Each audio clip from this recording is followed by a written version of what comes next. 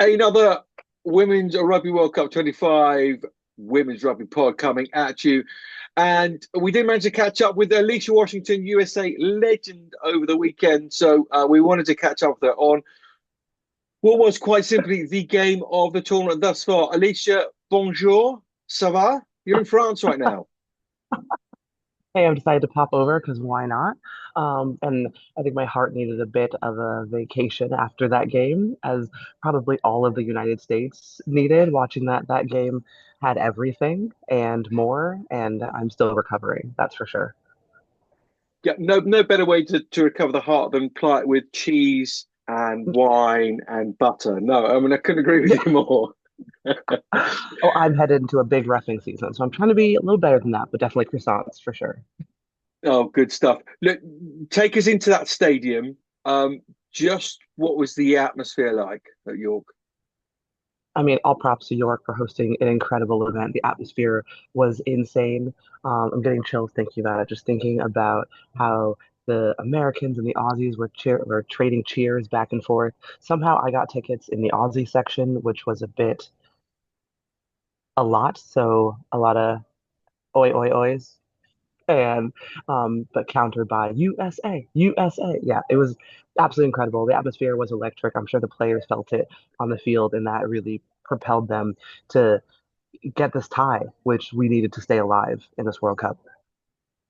And because it was trading blows all the way through, wasn't it? There wasn't sort of a huge lead from anyone. Obviously, Australia started really well, and then there was a sort of decent period, but USA then got the next door. It was just, I mean, just up and down. Have you experienced a game like that before? It was incredible. No, never. And I think it's like credit to the USA because we're not traditionally a team that can go down and fight our way back. Like that's a new learned skill that these girls have, and that is truly a skill. It's not easy to go down and find a way to score again and to fight back. So I'm extremely proud of the girls for the work that they did. And like I know there was a lot of tears after the game because we have to put up a really great fight against Samoa this weekend, but I'm so proud. Like all the fans were so proud of them sitting where we were. And like I said, that game had everything. Like every fan was on the edge of their seats for a full 80 minutes. So you talk about the mental side of it there, in the fact that the USA were able to pull themselves back time after time after time. In terms of physically, technically, what impressed you most about the US? I just think the repeatability. I think the fact that the front row played 80 minutes, which is not something that they would have done in an international shirt. And you can't, it's so hard to even understand how hard that is to be scrumming, lifting, carrying, calling lineouts, um, getting go forward, and that tight five, especially to put in so much work. And also, I was impressed by it's not often you have a second row scoring back-to-back tries in a World Cup. So, Erica, Rick, Jarrell Searcy, all credit to you because that is a second row inspiration. So massively impressed from especially 1 through 8, but I think the backs did really well. I think seeing Gabby Cantorno's World Cup, this World Cup debut, she really came on, brought some experience, lit a fire. Yeah, I couldn't be more impressed with the team, honestly. Yeah, there's been some standout performances, isn't there? As you say, Joel Cersei is a real find. She's lit up this tournament. There's a great social media clip of her down. Inverted commas hurt. And she, no, that was a good one. That was a good shot. Yeah, I'm enjoying that. that, Brilliant that's stuff. that's Rick. She's so great. Um, so yeah, I mean, they brought huge amounts of color into it. Is it enough? We will have to find out. And I think the hardest part is heading into this weekend into Samoa because England plays Australia after. We won't know what mountain we have to climb until the final whistle of the England game. So we literally just have to put on as many points as we can against um, Samoa and also hope that Australia doesn't get a try or losing bonus point, I believe. So it's a big task, but the door is still wide open for us to take. We just have to take all of our chances. So I think there's some tough selections probably for the coaching staff, knowing that this game is every game is equally as important for these first three. So there is no time to rest anyone. There's no time to maybe bring in a new face for a first cap or a first World Cup appearance. I think the coaches have a lot of hard decisions, which I'm sure the players actually probably already know at this point. I think USA puts their selections to the team pretty early in the week. So it's all eyes on Saturday, and it's a lot of stress. But I know the girls are have some mental support in the camp. I'm a peer mentor for the team, so I've been talking to some of the girls, so they're supported. But it's we can't underestimate the task they have this weekend. At least you just keep bringing new stuff out like that. You're a mentor for some of the players. Did not know that. I'm not going to ask it personally and individually, but what kind of place are they in after the weekend? We'll go through the permutations in a sec because I was just looking them up. I would want to get that right for the listeners and viewers. But what kind of place are those? Are they in? I It's a think weird there one, isn't it? is, Because you've yeah, drawn a game and it's been such a great performance. But again, you open the curtains and you've got a mountain to climb again. exactly. And I think that the players are very aware of what they have in front of them. I think, um, I think they would have imagined some things going differently, like, a kick going through, a kick, finding touch or not finding touch. So like they, this is why the game had everything and it was so exciting because so many givens were not given and so many miracles happened. So yeah, I think it's a lot of what if, but I could have. So some of that, but also a lot of optimism. Like I spoke to USA's analyst right after the game, and he's like, that's a good result. That's a good result. We just have to go put some points on Samoa. We're still in this.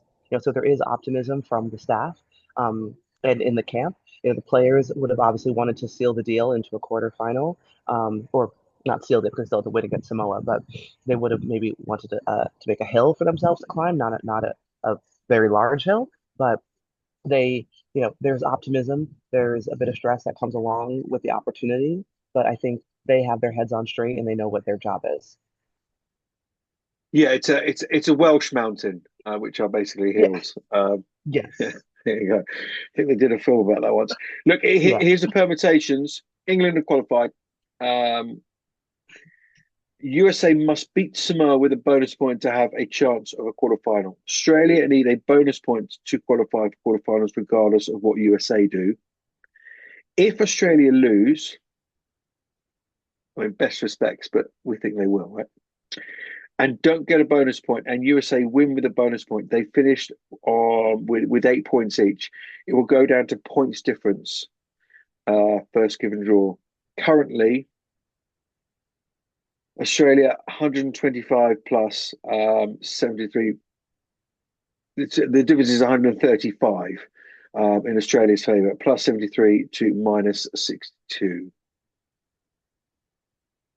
It's a Welsh hill. Um, but if Yeah, England keeps I'm putting on going the to Tibet performance, for this hill. If I'm going further towards Tibet for the hill. Yeah, look, let's not because we can get that bogged down in the weeds and what have you because we don't know. It was an incredible game. Um, and I just wanted to sort of just tone out because we take enough of your time. You've got to get back to your croissants and your carb loading over there in France. um, for that long flight home, and we've loved having you on the pod. Just wanted to sort of just move out. Plenty of talk about Alona Mar and the incredible job she's done for women's sport, let alone women's rugby. Um, Opened up huge amounts of doors and mhm. smashed ceilings. But in terms of rugby, which is what we concentrate here on the women's rugby pod, um, just give us a sense of the development over the last 3 years and what you've seen in certainly the opening two games. Yeah, I mean, I think she's done an incredible job. Obviously, I think they've built a lot of their attack around her being a strong carrier in the midfield. Obviously, the first game you would have seen her and Alev working their magic. This last game, Emily Henrich, I think, slotted in at 12 and she was at 13.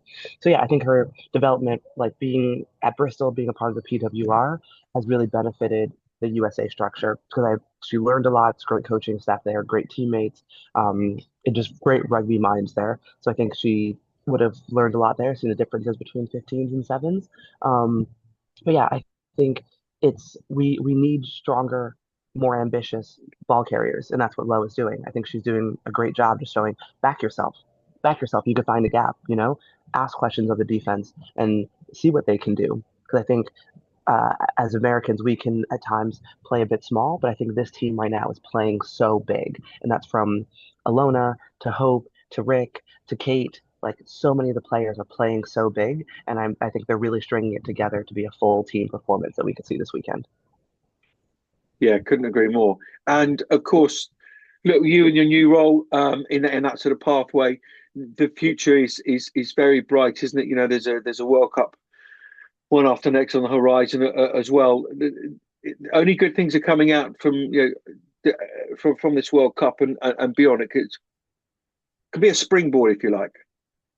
Oh, 1000%. And I was so happy. This new role allowed me to be with the National Collegiate Rugby All-Americans for 2 weeks while we were going to World Cup games. We had two games for ourselves. We went 1-1 against the Northeast Selects from England, and it was incredible. Like honestly, I walked off after the first game thinking we can win a World Cup. In 2033, when we are hosting, we can win that World Cup. Looking at this talent right now that's coming through the colleges, it is like props that can step off of both feet, can kick off of both feet. Like it is like the work they're doing at the college level is insane. And I think I am so motivated now to make a amazing pathway for these players because they need, as Americans, we need more games. We need more high level games. We need more coaches. We need more experienced coaches, more experienced refs. And like I'm in a position now where I can influence those things. And I'm like, I've woken up today, like, and every day since I started this job, so excited to be a part of that and hopefully build towards goal that World Cup 2033. I'm saying it now. Awesome. Well, look, they're very, very lucky to have you, not only your Thank you. knowledge and expertise, but your energy as well. And we've been incredibly lucky to have you on the Women's Rugby Pod. Perhaps we'll catch up with you later on in the tournament. But just one final USA win at the weekend. Yeah. Yes. Yes, without a By doubt. how much? 90. We got it. 90. Like, that's not an option. It's not And an if the option. optimism, is nothing else to like about you, then it's right there as well. Alycia, thank you so much. Bon chance, happy travels home, and yeah, as I say, it's been brilliant to have you on the pod. Thank you so much. Appreciate it.